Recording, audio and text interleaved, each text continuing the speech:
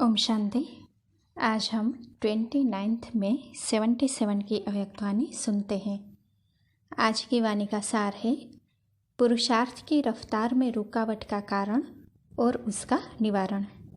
सदा मर्यादा पुरुषोत्तम, सर्व खजानों को सफल करने वाले, सफलता मूर्त, बाप दादा के आज्ञाकारी, श्रीमत पर चलने वाले आत्माओं प्रति बाबा बोले। हर एक पुरुषार्थी यथाशक्ति पुरुषार्थ में चल रहे हैं। बाप दादा भी हर एक पुरुषार्थी की रफ्तार को देखते जानते हैं। हर एक के सामने कौन से विघ्न आते हैं और कैसे लगन से विघ्न विनाशक बनते हैं। कभी रुकते हैं, कभी दौड़ लगाते हैं और कभी हाई जंप भी लगाते हैं। लेकिन रुकावटें क्यों आती है, जिसके कारण तीव्र पुरुषार्थी से पुरुषार्थी बन जाते हैं। चढ़ती कला के बजाय ठहरती कला में आ जाते हैं। मालिक व मास्टर सर्वशक्तिवान के बजाय उदास व दास बन जाते हैं।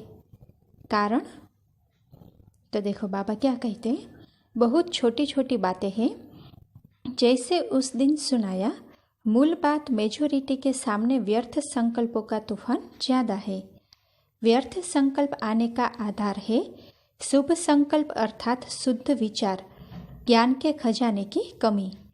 मिलते हुए भी यूज़ करना नहीं आता है और जमा करना नहीं आता है। वातो विधि नहीं आती, इस कारण वृद्धि नहीं होती। सुना अर्थात मिला, लेकिन उसी समय अल्पकाल की खुशी व शक्ति का अनुभव करके खत्म कर देते हैं। जैसे लौकिक रूप में कमाया और खाया, कुछ उड़ाया। इस रीति से धारणा शक्ति की कमजोरी होने कारण, विधि से वृद्धि न करने कारण सदा स्वयं को ज्ञान और शक्तियों के खजाने से खाली अनुभव करते हैं। इसीलिए निरंतर शक्तिशाली नहीं बन पाते हैं, निरंतर हर्षित नहीं रह सकते। कमजोर होने के कारण माया के विघ्नों के वशीभूत व माया के दास बन जाते हैं। साथ साथ अन्य आत्माओं को संपन्न देखते हुए स्वयं उदास हो जाते हैं। ज्ञान का खजाना जमा करना, श्रेष्ठ समय का खजाना जमा करना व स्थूल खजाने को 1 से लाख गुना बनाना अर्थात जमा करना, इन सब खजानों को जमा करने का मुख्य साधन है स्वच्छ अर्थात हमारे बुद्धि और सच्चे दिल। प्योर बुद्धि का आधार है बुद्धि द्वारा बाप को जान, बुद्धि को भी बाप के आगे समर्पण करना। समर्पण करना अर्थात मेरापन मिटाना। ऐसे बुद्धि को समर्पण किया है। शूद्रपन की बुद्धि समर्पण करना अर्थात देना, तो देने के साथ दिव्य बुद्धि का लेना है, देना ही लेना है।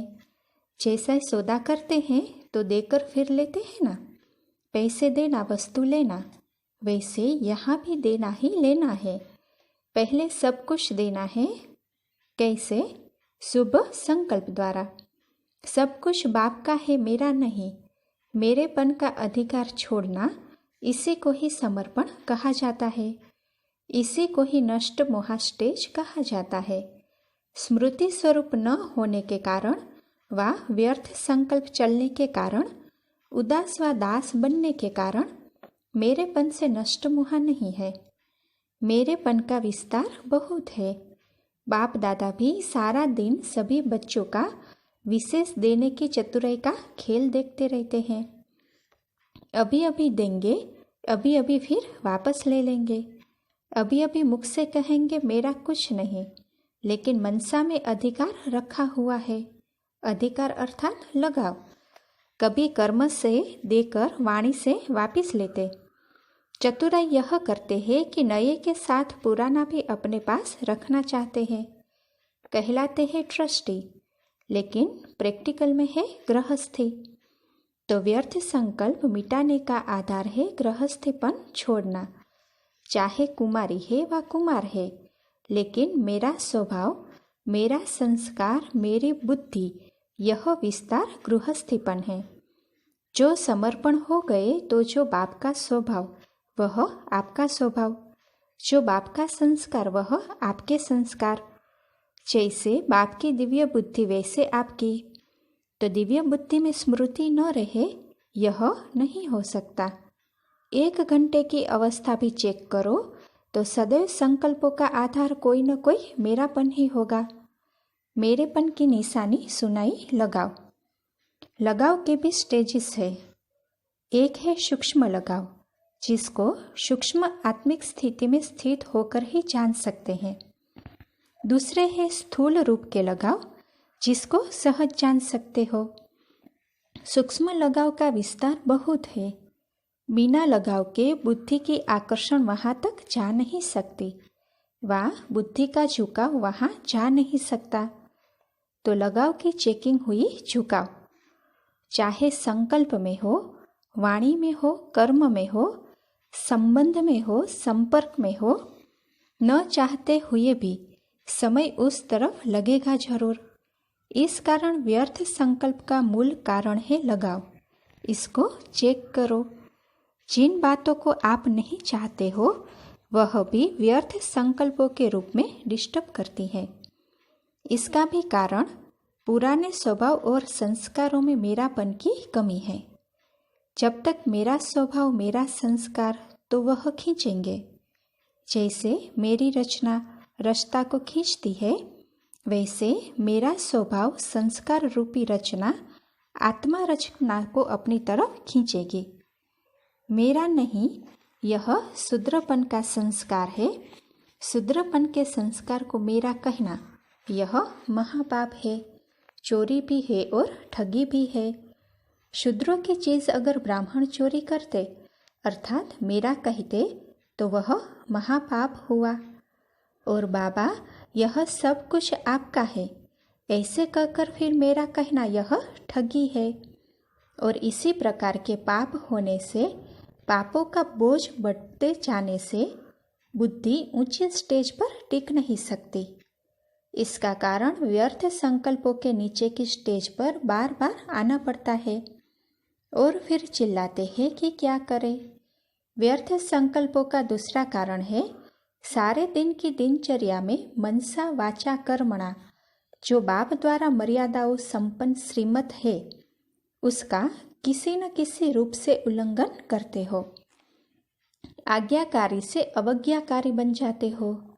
मर्यादाओं की लकीर से मनसा द्वारा भी अगर बाहर निकलते तो व्यर्थ संकल्प रूपी रावण वार कर सकता है। तो यह भी चेकिंग करो।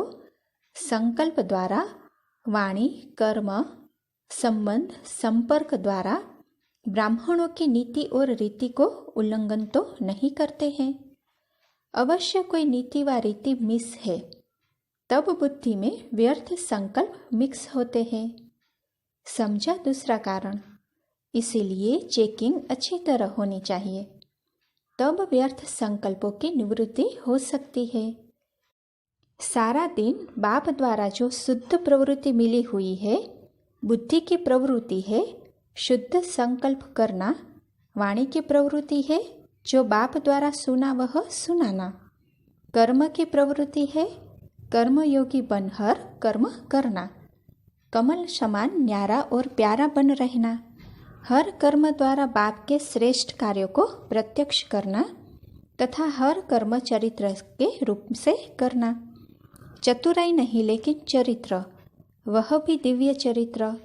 संपर्क में प्रवृत्ति है, निमित्त स्वयं संपर्क में आते सदा सर्व का जो बाप है उससे संपर्क कराना।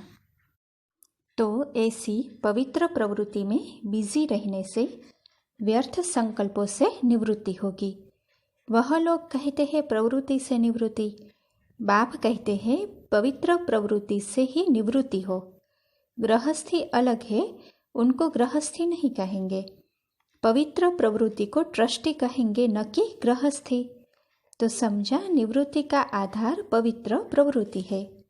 अच्छा, सदा मर्यादा पुरुषोत्तम, सर्व खजानों को सफल करने वाले, सफलता मूर्त, व्यर्थ को समर्थ में परिवर्तन करने वाले, ऐसे बाप के आज्ञाकारी, सदा श्रीमत पर चलने वाले बच्चों को बाप दादा का याद प्यार और नमस्ते।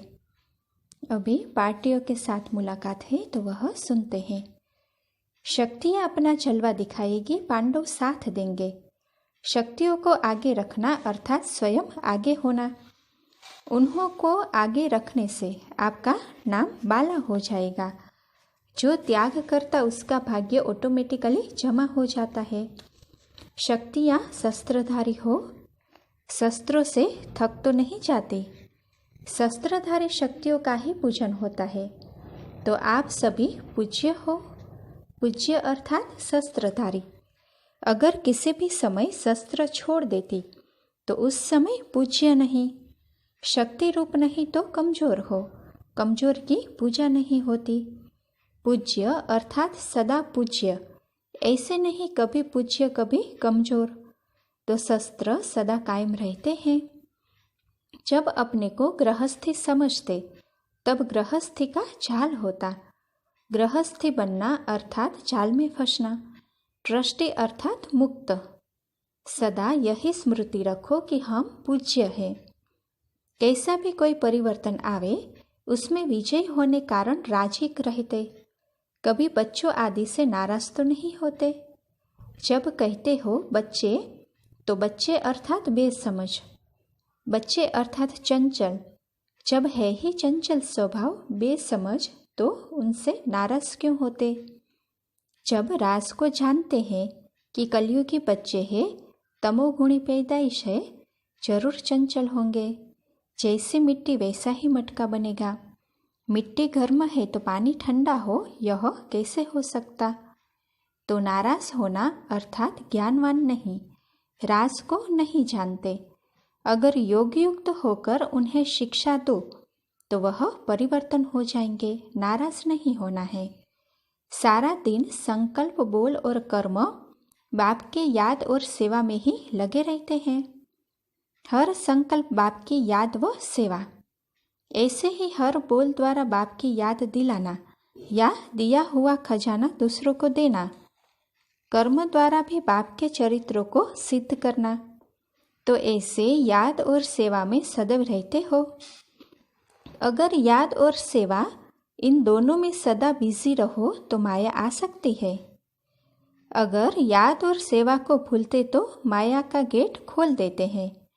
तो यह गेट नहीं खोलो। विस्मृति अर्थात माया का गेट खोलना।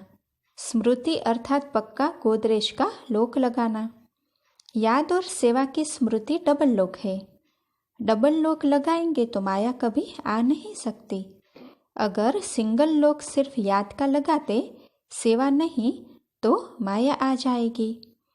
ब्राह्मण जीवन ही है याद और सेवा। तो जीवन का कार्य कोई भूलता है क्या। अगर भूलते तो माया से धोखा खाते। धोखा खाने से दुख की लहर आती। तो डबल लॉक सदैव बंद रखना। इससे सदा सेफ रहेंगे, खुश रहेंगे, संतुष्ट रहेंगे। सदा हर कर्म श्रीमत पर उठाने वाले श्रेष्ठ आत्मा अपने को समझते हो।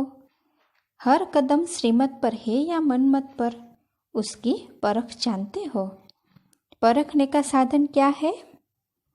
तो देखो बाबा कहते हैं श्रीमत और मनमत को परखने का साधन यही है कि अगर श्रीमत पर कदम होगा तो कभी भी मन असंतुष्ट नहीं होगा। मन में किसी प्रकार की हलचल नहीं होगी। स्वतः श्रीमत पर चलने से नेचुरल खुशी रहेगी। जैसे कोई अच्छा कर्म किया जाता है तो उसकी स्वतः अंदर से खुशी होती है। बुरा काम किया जाता है तो अंदर से मन जरूर खाता है, चाहे बाहर से बोले नहीं। मनमत पर चलने वाले के मन में हलचल होगी। श्रीमत पर चलने वाला सदा हल्का और खुश होगा। इससे परख सकते हो कि श्रीमत पर हूँ या मनमत पर हूँ। यह थर्मोमीटर है। जब भी मन में हलचल हो, जरा सी खुशी का परसेंटेज कम हो तो चेक करो, जरूर कोई श्रीमत की अवज्ञा होगी। सदा चेकिंग और चेंज। चेकिंग का अर्थ है चेंज करना। चेकिंग और चेंज, यह दोनों ही शक्तियाँ चाहिए। मगर दोनों में से एक की भी कमी है तो संतुष्ट नहीं रह सकते। न स्वयं संतुष्ट रहेंगे, न औरों को संतुष्ट कर सकेंगे। चेंज होने की शक्ति तब आएगी जब सहन शक्ति होगी। बुद्धि की लाइन क्लियर होने से परख शक्ति आएगी। अच्छा। ओम शांति। ओम शांति।